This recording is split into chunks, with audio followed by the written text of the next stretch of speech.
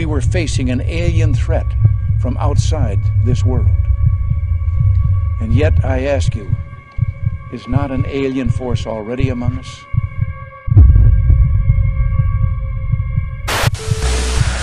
I think it. It's not moving on us, dude.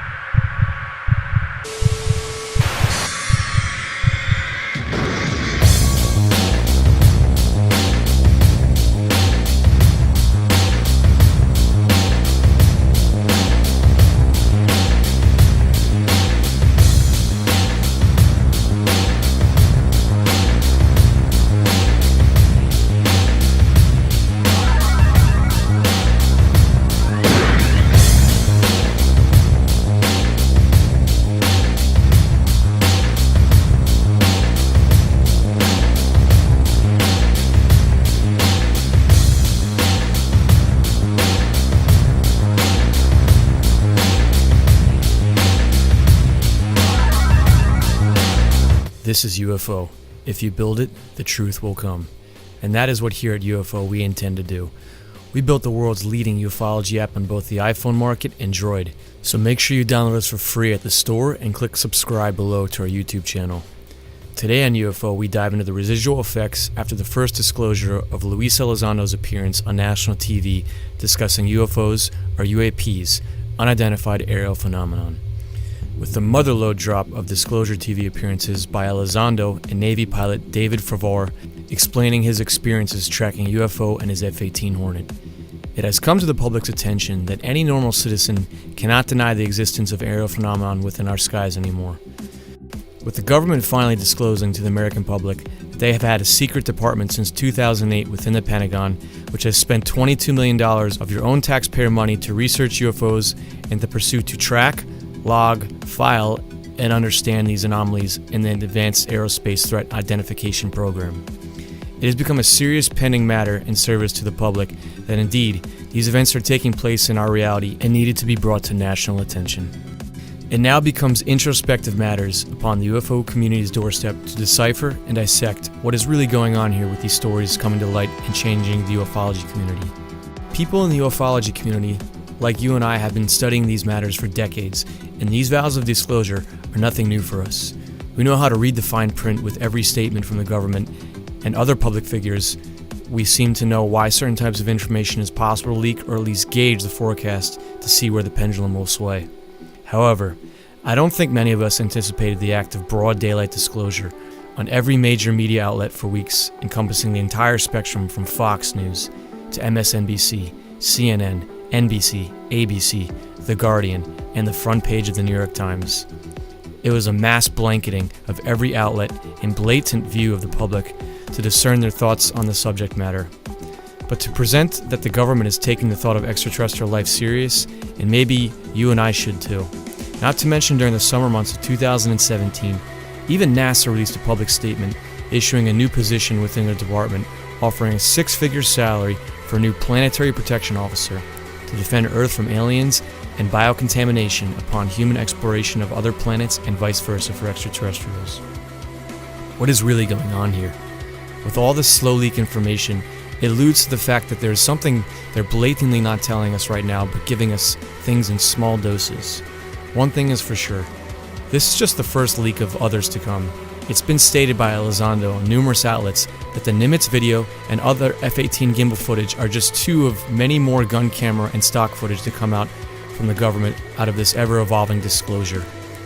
What our thoughts are throughout this leak of slow drip disclosure, that we are expecting to see more footage come out from the government broadcasting to television networks nationwide, as well as new projects from DeLong's company To the Stars to release media to the public and artistic projects, as well as joint business venture operations with Lockheed Skunk Works. What we are most ambitiously waiting in anticipation for during disclosure is from the billion-dollar mogul Robert Bigelow and Bigelow Aerospace. Bigelow is a significant contractor for us with SpaceX and NASA, and he has made center stage on 60 Minutes, expressing to the public that he 100% believes in extraterrestrial life coming into Earth's atmosphere right under our noses every day. With Bigelow in the ingredients of disclosure, we know big things can come to the masses in awakening the public while simultaneously furthering aerospace technology. One thing that all of us in the ufology field, both researchers and believers alike, can all agree on is that the hidden truths of alien life and UFOs has been held secret for far too long. It is time to let the world know that we are indeed not alone. This is UFO, signing off.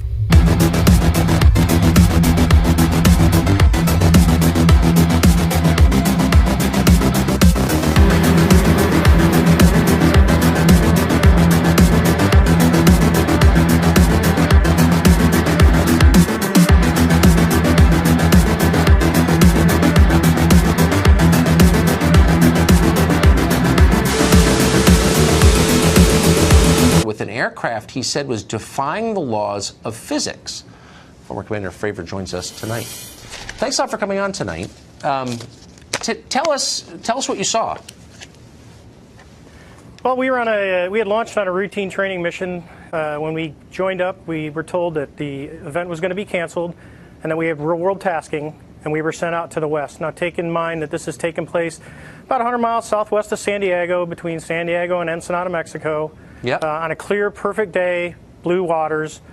We get out to the spot where they tell us it's at. We start looking around, and both airplanes see a disturbance in the water and a white, 40-foot long, tic-tac shaped object just hovering above the water, going forward, back, left, right. There's no rotor wash, there's no wings, nothing. So as we drive around in a clockwise flow, we get to about the 9 o'clock position, and I said, well, I'm going to go down and check it out, and the other jet is going to stay high. So as we go down, when we get to the 12 o'clock position, it starts to mirror us. So it's in a clockwise flow, and it's on the opposite side of the circle from us.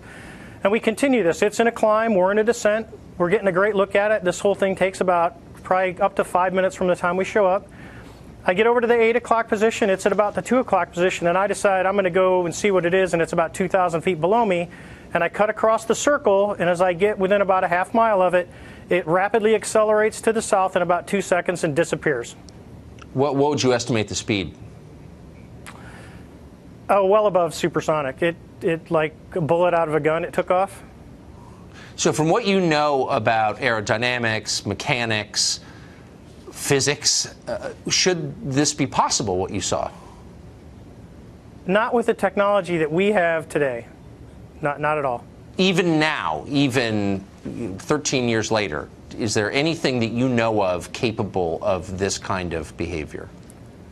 No, there's nothing I know of. I mean, when we saw the video with the IR, it has no exhaust, no discernible things of anything form of propulsion.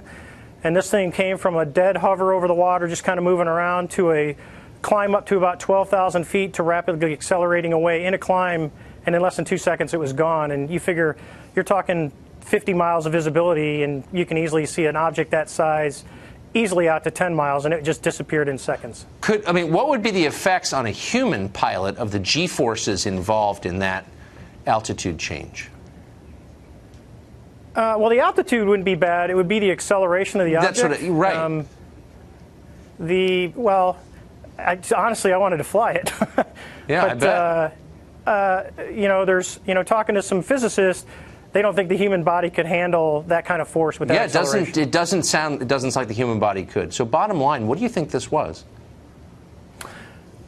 I believe, as do the other folks that were on the flight, that when we visually saw it, that it was something not from this world.